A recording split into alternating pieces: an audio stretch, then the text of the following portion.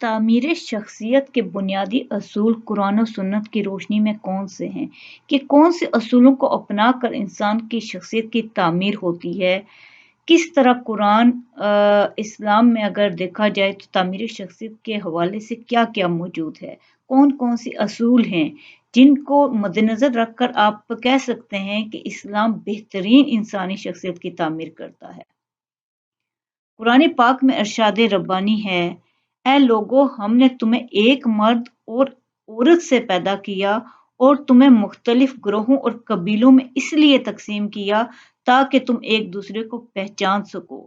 اللہ کے نزدیک وہی عزت والا ہے جو زیادہ متقی ہے، بے شک اللہ خوب جاننے والا خبردار ہے۔ اللہ تعالیٰ نے سب سے پہلا ایک انسان کو اصول یہ دے دیا کہ تم لوگ پیدا ایک مرد اور ایک عورت سے ہونے کی وجہ سے آپس میں ڈفرینشیٹ نہیں کر سکتے کہ تم برتر ہو یا تم کمتر ہو۔ لیکن یہ گروہیں اور قبیلے اس لیے ہیں کہ ہر قبیلے اور گروہ کی ایک پہچان ہوتی ہے۔ آپ کسی کو کسی نام سے اس لیے پکارتے ہیں کہ اس کا نام اس کی پہچان ہوتا ہے۔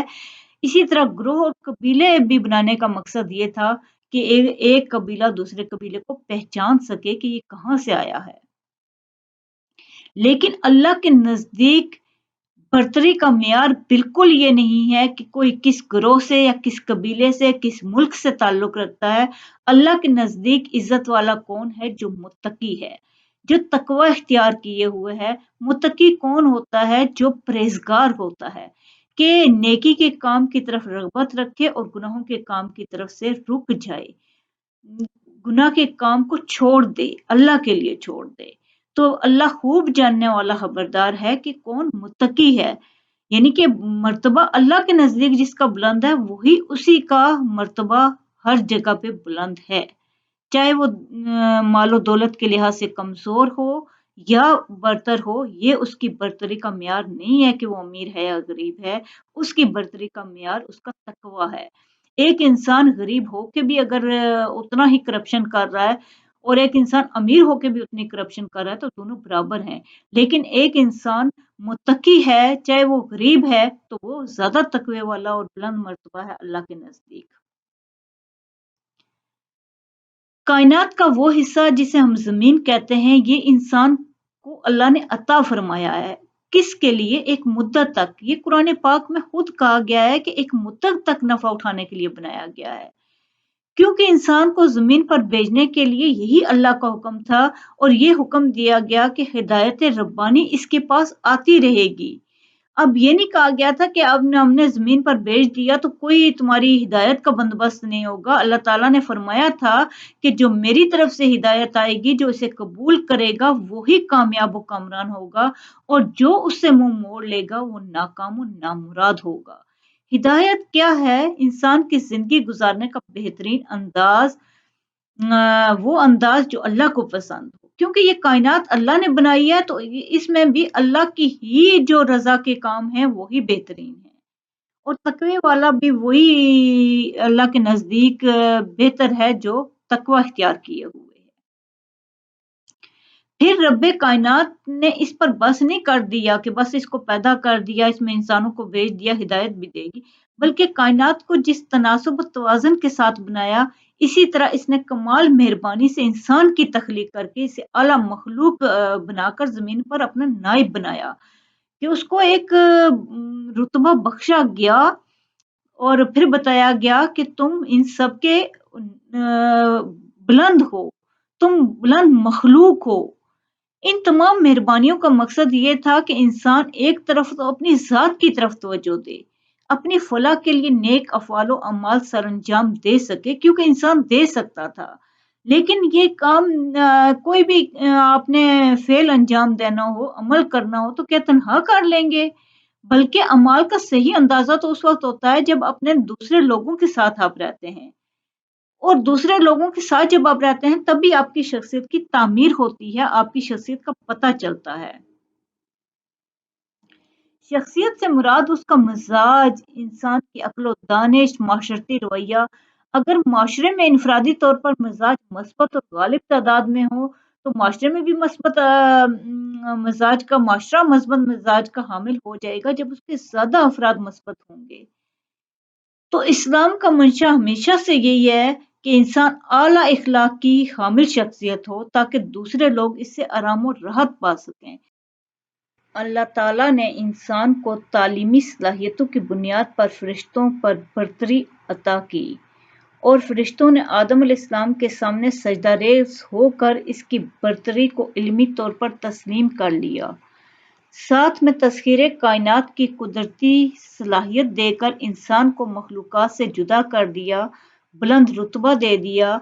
यूं इसे एक बाइज्जत और बाकरामत मखलूक के तौर पर रोए ज़मीन पर भेज दिया गया। चुनाचे इरशाद बारी ताला है तर्जुमा, और हमने औलाद आदम को इज्जत और तकरीम से नवाजा और हमने इन्हें खुश्की और समंदर में सवारी अता की और इन्हें पाकीज़ा चीज़ों से रिज़्क दिया और अपनी बहुत सी मखलूक़ात पर इन्हें बड़ी फजीलत दी। इस आयत करीमा के मुताबिक पूरी की पूरी इंसानियत तकरीम व इज्जत की हामिल है, क्योंकि ये ऐसी करामत है जो इंसान का लाजमी जुज है, वो नेक हो या बद, मोमिन हो या काफिर, सब इसमें यकसा पाई जाती है करामत इज्जत।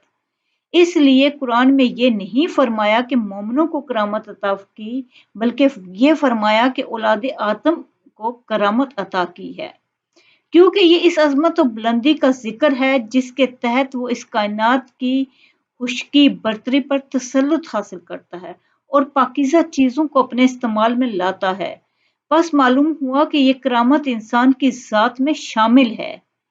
इस करामत ही से इंसान की जिम्मेदारी पर इस्तदलाल किया जा सकता है, क्योंकि जितना इंसान को दीगर मखलूक़ात पर बरतरी फजीलत हासिल है, इसी तनासुब से इसकी जिम्मेदारियों में भी इजाफा ही होगा। सीखने और समझने का ये अमल इंसान को आगे की तरफ ले जाता है। इंसान इस कायनात में बहुत कुछ सीखता है, बहुत कुछ हासिल कर सकता है, बहुत कुछ कमा सकता है। यही उसकी जिंदगी की कमाई उसकी इंसानियत का पैमाना मुतय्यन करती है कि वो किस लेवल पे है।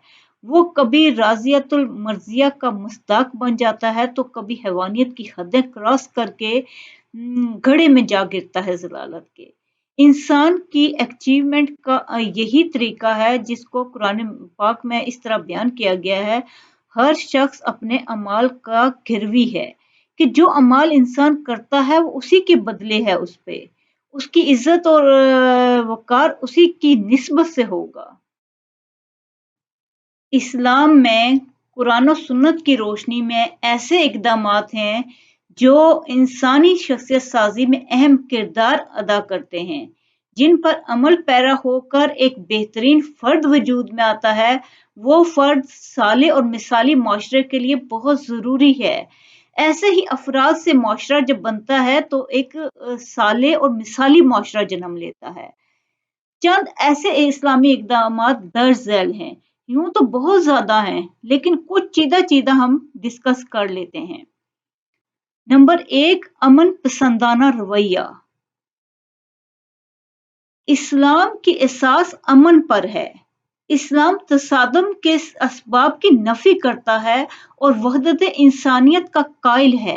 इसकी रूह में वसीउ ज़र्फ़ी रवादारी का वजूद ज़मीन में अमन और सलामती मुहैया करता है कि इस्लाम की तमाम बेस जो है वो सिर्फ इस बात पे है कि हर तरफ अमन हो। मुख्तलिफ हिस्सों, रंगों, मज़ाहिब को जोड़ने और बनीनो इंसान में मोहब्बत, बाहमी उल्फत, रहम फैलाने का मौका इस्लाम फराहम करता है। इस्लाम इन जंगों का भी मुखालिफ है जिनका मकसद ज़ाती और कौमी लालच और मादी मनफियत हो। इस्लाम हर फर्द और जमात को छोटे छोटे महदूद मकासद से निकाल कर आज़ाद फ़ज़ाओं में लाता है, आला मकासद के लिए आगे बढ़ाता है कि अमन व अमान कायम हो दुनिया में। वो इंसानियत को बुलंद और जामे नज़रिए तक पहुँचाता है। ये तमाम मकासद उस वक़्त पूरे होते हैं जब इंसान का रवैया अमन पसंदाना हो। कोई भी शर पसंद रवैया जो है वो इन मकासद तक नहीं पहुँच सकता कि दुनिया में अमन कायम हो।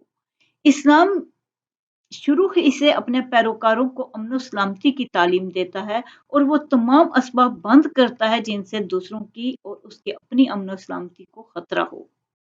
اسی طرح اسلام اخلاق حسنہ کی تعلیم دیتا ہے۔ انسانی شخصیت کی نشوونما میں سب سے بڑا کردار ادا کرنے والا جو عامل ہے وہ اخلاق ہے، کہ اخلاق ہی فیصلہ کرتا ہے کہ شخصیت کسی کی کیسی ہے۔ میں ظاہری شکل و صورت، رنگ و روپ، لباس، یہ بہترین جو لباس ہیں، حسب و نسب بہترین ہونا، مال و دولت کے بل بوتے پر کوئی انسان اچھا انسان نہیں کہلا سکتا۔ شخصیت کی اصل روح کی پاکیزگی اور اس کا اخلاقی کردار ہے۔ اگر اخلاقی کردار بلند ہے تو وہ بلند شخصیت کا حامل ہے، اگر کمزور ہے تو وہ کمزور شخصیت کا حامل ہے۔ یہ بھی حقیقت ہے کہ قوموں کی انفرادی اور اجتماعی زندگی میں اخلاق کے ذریعے بڑے بڑے کام لیے جا سکتے ہیں، جو قوت و طاقت کے ذریعے نہیں لیے جا سکتے۔ کوئی قوم اگر نرمی اور ملائمت، محبت و مودت اور بعض اوقات تلوار کی دھار سے بھی یہ چیزیں زیادہ اہم کردار ادا کرتی ہیں۔ اسلامی تعلیمات جو پھیلی ہیں دنیا میں اور لوگ جو جوک در جوک اسلام لائے ہیں، اس کا بڑا ذریعہ ان کا بہترین کردار تھا۔ کتنے ممالک ایسے ہیں جہاں صرف مسلمان تاجر گئے تھے اور وہ تمام کے تمام ملک مسلمان ہوئے تھے ماضی میں، یہ صرف اور صرف ان کے اعلیٰ اخلاقی کردار کی بدولت ایسا ہوا تھا۔ یہ بھی حقیقت ہے کہ حسن اخلاق کے نتیجے میں تہذیب و تمدن عروج کو پہنچے ہیں۔ اخلاق کو اعلیٰ بنانے میں اگر ہم دیکھیں کہ ہمارے نبی صلی اللہ علیہ وسلم نے جو احادیث بیان کی ہیں، ان کی روشنی میں دیکھا جائے تو کہ اعلیٰ اخلاق کیا ہے۔ سب سے پہلی حدیث ہے کہ مجھے محاسن اخلاق کی تکمیل کے لیے بھیجا گیا ہے، کہ میں آیا ہی اس لیے ہوں کہ میں اعلیٰ اخلاق کی تکمیل کروں۔ تم میں زیادہ محبوب وہ ہے جس کے اخلاق زیادہ اچھے ہوں۔ دوسری جگہ ارشاد حدیث میں یہ ارشاد ہے۔ تیسرا ہے کہ بے شک مومن اپنی خوشحلقی کے ذریعے رات کو عبادت کرنے والے اور دن کو روزہ رکھنے والے کا درجہ حاصل کر سکتا ہے۔ یہ عبادات جو ہے کے ذریعے جو درجات بلند ہوتے ہیں، وہی درجات جو ہیں وہ انسان کے اخلاق سے بلند ہو جاتے ہیں۔ اسی طرح رسول صلی اللہ علیہ وسلم نے ارشاد فرمایا، تم میں سے جس شخص میں یہ 4 صفات موجود ہوں، اسے دنیا کی کسی چیز کی محرومی نقصان نہیں پہنچا سکتی۔ پہلی چیز امانت کی حفاظت، دوسری بات کی سچائی، تیسری چیز اچھے اخلاق اور چوتھی چیز حلال کھانا۔ یہ مسند احمد کی روایت ہے۔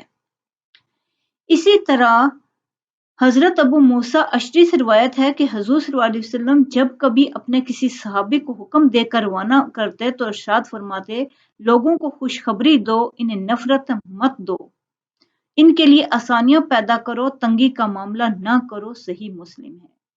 ہمیشہ اچھے اخلاق پر اسلام میں زور دیا گیا ہے۔ اسی طرح اعمال صالحہ تعمیر شخصیت میں اہم کردار ادا کرتے ہیں اور اسلام نے اعمال صالحہ پر بہت زور دیا ہے۔ تعمیر شخصیت کے لیے اول چیز تو ایمان ہی ہے، کیونکہ ایمان ہے تو آگے انسان اعمال صالحہ بھی کرے گا، کیونکہ ایمان کے ذریعے ہی انسان اپنا محاسبہ کرے گا، اسے روز آخرت اور احتساب کا ڈر ہوگا، اسے پتہ ہے کہ آخرت کوئی چیز ہے تو انسان اپنے اعمال صالحہ پہ توجہ دے گا۔ ایمان تو پہلی چیز ہے جو شخصیت کے لیے جڑ کی حیثیت رکھتی ہے۔ اگر ایک انسان میں ایمان نہیں ہے تو اعمال صالحہ کی تو جڑ نہیں ہے تو درخت کہاں سے آئے گا؟ تو اعمال صالحہ درخت کی حیثیت اگر رکھتا ہے تو ایمان جڑ کی حیثیت رکھتا ہے۔ یہ دونوں آپس میں لازم و ملزوم ہیں۔ اس طرح اعمال صالحہ کے بغیر ایمان ادھورا رہ جاتا ہے۔ اعمال صالحہ کے اثرات فرد پر واضح نظر آتے ہیں، اس کی سوچ، اس کی فکر تبدیل ہو جاتی ہے، وہ ہر ایسا عمل کرنے کی کوشش کرتا ہے جو اللہ کی خوشنودی کا باعث ہو، کیونکہ ایمان اللہ پہ رکھے گا تو اس کی خوشنودی کے لیے کچھ کرے گا نا۔ اس لیے وہ انسانوں کو تکلیف نہیں دیتا بلکہ ان کے راحت و آرام کا خیال رکھتا ہے۔ اسے پتہ ہے کہ میرے جو اعمال صالحہ ہیں یہ مجھے ہی فائدہ دیں گے ایک دن۔ اسی طرح اسلام حقوق انسانی کے خیال رکھنے پر بڑا زور دیتا ہے۔ حقوق انسانی کا خیال اگر رکھا جائے کسی بھی معاشرے میں تو وہ معاشرہ جنت بن جاتا ہے۔ کوئی فرد اکیلا زندگی نہیں گزار سکتا بلکہ انسانوں کے ساتھ رہ کر وہ اپنی زندگی گزارتا ہے۔ اس لیے دوسرے انسانوں کے حقوق کا خیال رکھنا اسلام نے ضروری قرار دیا ہے۔ اسلام نے صرف والدین، خاندان اور چند افراد کے حقوق کا ذکر نہیں کیا بلکہ تمام انسانوں کے حقوق کا درجہ بدرجہ ذکر کیا ہے، بیان کیا ہے، حتیٰ کہ تھوڑی دیر کے لیے رفاقت کرنے والے ہمسفر کے حقوق کی بھی ادائیگی کا حکم دیا گیا ہے۔ احادیث میں جا بجا حکم ملتا ہے، اپنے ہمسفر ہمسائیگی کے اس میں ہمسفر بھی آ جاتے ہیں کہ جو ایک ساتھ سفر کرتے ہیں ان کا بھی حقوق کی ادائیگی کا اسلام میں بہت خیال رکھا گیا ہے۔ تو ایسا مہربان مذہب کس طرح تشدد، عدم رواداری اور اذیت پسندی کا درس دے سکتا ہے؟ ایسا مذہب تو صرف اور صرف امن کا درس دیتا ہے، جس کی بنیاد ہی امن و سلامتی پر ہے، جو انسانی حقوق کا صحیح معنوں میں علمبردار ہے۔ جب ہم پڑوسیوں کی بات کرتے ہیں تو اسلام بہت زیادہ پڑوسیوں کے حقوق کی تاکید کرتا ہے۔ اتنی اور پڑوسیوں کے حقوق کے ادا کرنے سے ہی انسان کی شخصیت بہترین شخصیت سانچے میں ڈھلتی ہے۔ قرآن و حدیث میں پڑوسیوں سے حسن سلوک کے بارے میں بہت تاکید کی گئی ہے۔ ارشاد باری تعالیٰ ہے اور اللہ کی عبادت کرو، اس کے ساتھ کسی کو شریک نہ کرو، والدین کے ساتھ اچھا سلوک کرو، قریبی رشتہ داروں، یتیموں، مسکینوں، قریبی ساتھی، پڑوسی رشتہ دار سے اچھا سلوک کرو، مسافر اور غلام سے بھی اچھا سلوک کرو۔ بے شک اللہ تعالیٰ تکبر کرنے والے شیخی خورے کو پسند نہیں کرتا۔ سورہ نساء۔ کہ انسان اللہ تعالیٰ تو حکم دے رہے ہیں غلاموں سے بھی حسن سلوک کا، مسافروں سے حسن سلوک کا، یہ اسلام تعلیم دے رہا ہے۔ اسی طرح فرمان رسول ہے، اللہ کی قسم وہ مومن نہیں، وہ مومن نہیں ہے، وہ مومن نہیں ہے۔ پوچھا گیا، اے اللہ کے رسول کون مومن نہیں ہے؟ فرمایا، جس کے شر سے اس کے پڑوسی محفوظ نہ ہوں۔ کہ ایک پڑوسی اگر پڑوسی کے شر سے محفوظ نہیں ہے تو وہ مومن نہیں ہے۔ اسلام اس قدر تعلیم دیتا ہے رواداری کی، کے حقوق کی ادائیگی کی، کہ انسان کی شخصیت کی تکمیل انہی چیزوں سے ہوتی ہے کہ وہ دوسروں کے حقوق ادا کرتا رہے۔ اسی طرح اسلام اعتدال و رواداری کا درس دیتا ہے۔ تعمیر شخصیت میں اعتدال کو بہت اہمیت حاصل ہے۔ قرآن پاک میں مسلمانوں کو معتدل امت وسط قرار دیا گیا ہے اور ہر معاملے میں اعتدال سے کام لینے کا حکم ہے۔ حضور صلی اللہ علیہ وسلم نے عبداللہ بن عمرو بن العاص کو زیادہ عبادت سے منع کرتے ہوئے فرمایا، تیرے نفس کا بھی تجھ پر حق ہے۔ یہ سنہری الفاظ اس بات کی دلیل ہیں کہ عبادت میں بھی اعتدال رکھنا ضروری ہے۔ اسی طرح اسلام رواداری کا دین ہے۔ حضور صلی اللہ علیہ وسلم نے نجران کے عیسائیوں کے وفد کی خوب خاطر تواضع کی تھی اور مسجد نبوی میں ایک خیمے میں ٹھہرایا تھا۔ اسی طرح آپ صلی اللہ علیہ وسلم نے اپنے امتیوں کو اعتدال اور رواداری کا بہترین درس دیا ہے۔ اسلام نے انسانوں سے نفرت نہیں سکھائی بلکہ ان سے محبت کرنے کے لیے بہترین طریقہ سکھایا ہے۔ بہترین شخصیت کے لیے یہ ضروری ہے۔ اسلام نے انسانی شخصیت کی تربیت کا بہترین انتظام کیا ہے۔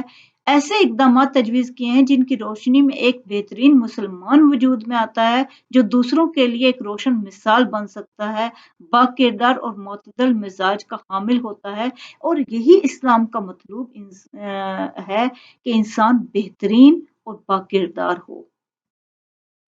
انسان کی شخصیت بہترین سانچے میں ڈلے، یہی اسلام چاہتا ہے، اور اسلام کی ساری تعلیمات ہی وہی ہیں جو انسانی شخصیت کو بہترین سانچے میں ڈالنے کے لیے اہم کردار ادا کرنے والی ہیں۔